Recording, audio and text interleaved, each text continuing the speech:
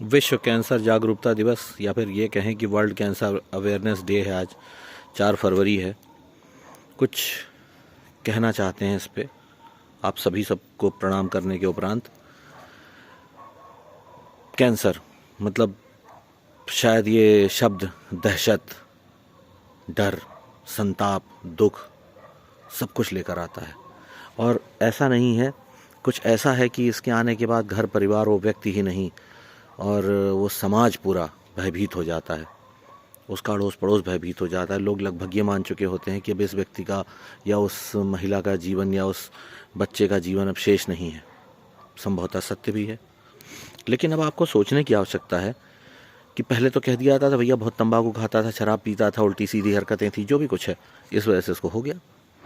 लेकिन अब आप ऐसे ऐसे सुनेंगे कि कैंसर ऐसे भी लोगों को हो रहा है जिनको ऐसी कोई दिक्कत ही नहीं है, जिन्होंने तंबाकू की एक पत्ती जबान पे नहीं रखी, जिन्होंने कोई नशीला पदार्थ इस्तेमाल ही नहीं किया, जिन्होंने कभी किसी नशा करने वाले पदार्थ का कोई प्रयोग नहीं किया, कुछ नहीं किया। तब प्रॉब्लम कहाँ से आ रही है? फिर सोचने की आवश्यकता है। फिर जब आप सोचेंगे तब आप ये समझेंगे कि कहीं ना कहीं रासायनिक उर्वरक या रासायनिक कीटनाशक या रासायनिक खरपतवार नाशक ही इसका कारण है।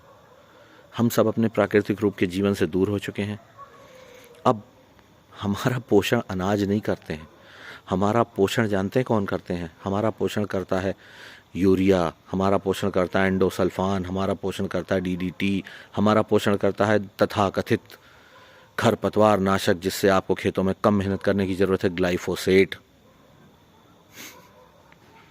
तो आप शरीर में क्या ले जा रहे हैं? बहुत बड़ी आवश्यकता है इसको सोचने की।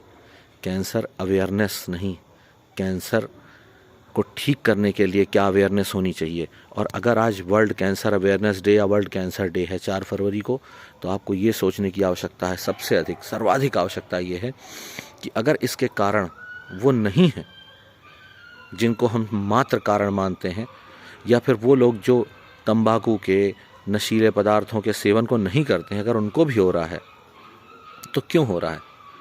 भाई आप अगर एक सिगरेट की डिब्बी लेकर आइए तो आपकी सिगरेट की डिब्बी पे लिखा रहता है कि सिगरेट पीने से कैंसर होता है, बीड़ी पीने से कैंसर होता है। लेकिन मैं आपसे पूछता हूँ, क्या कभी आप नमकीन खरीदते हैं, बिस्किट खरीदते हैं, ओट्स खरीदते हैं या कुछ और खरीदते हैं तो आपके उस पर लिखा रहता है कि ओट्स से कैंसर होगा? नहीं। इस नमकीन से कैंसर होगा? नहीं। इस बिस्किट से कैंसर होगा? नहीं। लेकिन ग्लाइफोसेट उसमें भी प्रेजेंट है, डीडीटी उसमें भी प्रेजेंट है। ब्रेस्ट कैंसर महिलाओं में, ब्रेस्ट कैंसर परसिस्टेंट पेस्टिसाइड से हो रहा है जिसका नाम डीडीटी है। कोई स्टैंडर्ड है? आप ये बताइए, किसान आपके यहाँ खेती जो कर रहे हैं वो कितना इसमें मात्रा में डालें? कोई स्टैंडर्ड है उसका? कुछ नहीं। उनका मन हुआ 50 ml डाल दिए, उनका मन हुआ 100 ml डाल दिए, उनका मन हुआ 200 ml डाल दिए। एक अंदाज़ा लगाया जाता है कितना डाल दें, इतना डाल दो, इतना डाल दो, इतना डाल, थोड़ा और बढ़ा के छिड़क दो, थोड़ा बढ़ा के डाल दो। अन्नदाता कहा जाने वाला पंजाब किस हालत में पहुंच गया सब जानते हैं।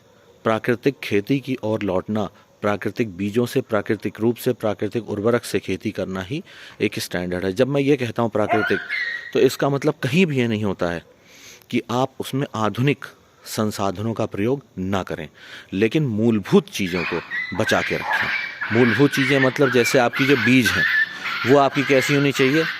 शुद्ध प्राकृतिक बीज होनी चाहिए। खाद कैसा होना चाहिए? शुद्ध प्राकृतिक खाद होनी चाहिए, जो असल में खाद होती है।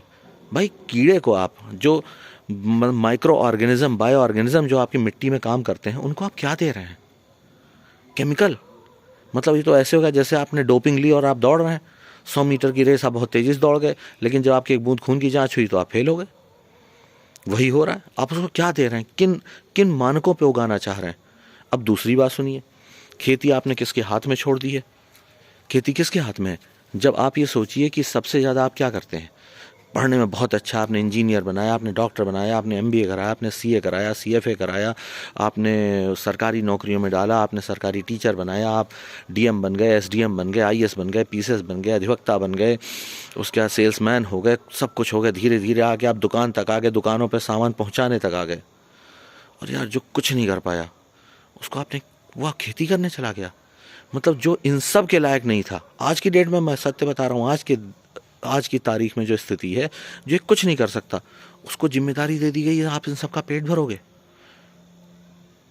भाई आप शिक्षित हैं, मैं ये कहता हूँ कि हर आदमी अपने जीवन की कुर्बानी देके खेतों में नहीं आ सकता, लेकिन अगर आप शिक्षित हैं तो आपको इतना करना पड़ेगा, आपके आसपास जो खेत हों उन खेतों में जाइए, उन किसानों को समझाइए कि इनका प्रयोग इतना करो, इनका प्रयोग ज़्यादा करो, इनका प्रयोग ना करो। ये आपके आने वाली पीढ़ियों के जीवन के लिए बहुत आवश्यक है।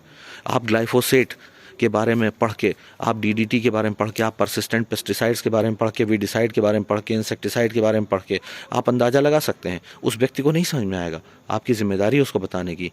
घर से निकलिए, अपने आराम को भंग करिए और बाहर निकल के लोगों को ये बताइए कि इन मानकों पे काम करना जीवन को नाश करने जैसा है। ये असल में कैंसर के अवेयरनेस के लिए होगा, जो ये आपको करना है, इसे ध्यान रखिए, ये बहुत आवश्यक है। अंत में मैं यही कहूँगा, आप जो भी अवेयरनेस दिखानी है वो सीधे कृषि पे दिखाइए। आपको जो भी अवेयरनेस दिखानी है कृषि को सुधारने में दिखाइए, क्योंकि यही आपके जीवन का स्रोत है। इसी से आपका जीवन सुखी हो सकता है, इसी से आपका जीवन संपन्न बन सकता है, इसी से जो जीवन आपका रोग मुक्त बनेगा। धन्यवाद। जय हिंद, जय भारत। वैदिक परंपराओं को अपनाइए, पुरातन सभ्यता के अनुरूप खेती करिए और अपने भारत के भविष्य को रोग मुक्त बनाइए। धन्यवाद।